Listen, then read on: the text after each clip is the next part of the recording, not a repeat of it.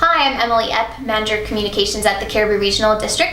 Today's video update is for August the 7th, and I'm here with Mike. We're going to have a brief fire update, then an update on the evacuation orders and alerts in the CRD, as well as a few messages of importance at the end. So we'll start with Mike.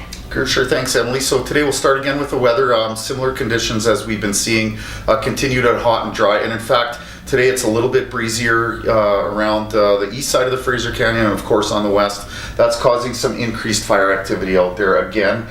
We know that we're seeing some growth in this area of the Hansfield fire, so our crews are working hard on the northeast side to protect the highway corridor. We have seen some activity on one of our 200 hectare fires just north of Big Lake. We are seeing a large column of smoke coming off that fire, so if people see that and they're alarmed, that's what's going on there. We are using air tankers right now to try to suppress that. Beyond that, I would like to talk a little bit about the Soda Creek fire because we've had some questions about that. The Soda Creek fire, which is just north of Williams Lake, approximately 300 hectares in size, hasn't grown in several days. We're using infrared scanning technology to identify hotspots, and our crews are still in there very actively putting those out, but again, no growth over the last few days.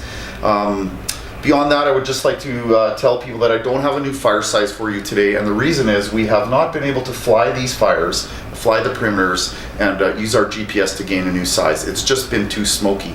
So if people are wondering why those sizes sometimes fluctuate and change, the reason is we're using aircraft to get the perimeter, and again, today we're just not able to do that because of the smoky conditions. Thanks. Over to you, Emily. Great, thanks Mike. And so just a few things to touch on in terms of evacuation orders. One good news story for some Cariboo Regional District residents in the surrounding areas around Williams Lake is there were certain areas that were returned to evacuation alert today. That's specifically some of the properties around the south half of Soda Creek Road, including Frizzy Road, as well as portions of the east side of the Likely Road, as well as some of the properties along the Highway 97 corridor north of the Wildwood area. And along with that, the road to Likely is now open. The Mountain Host Road remains closed, and for all up-to-date information on road closures, please see drivebc.ca. Later this afternoon, the CRD also issued an expanded evacuation order and alert for some areas out in the West Chilcotin, sort of north of Puncie Lake. So you can see more about that on our website at caribooRD.ca. And just a last minute message for everyone remaining on alert. We have a lot of areas that remain on evacuation alert, including those new areas that just rescinded from an evacuation order today, and we just wanted to make sure that people are prepared.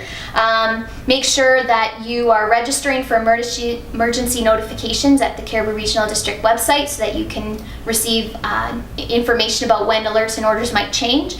Make sure you have a grab and go bag prepared with emergency supplies, things that you might need.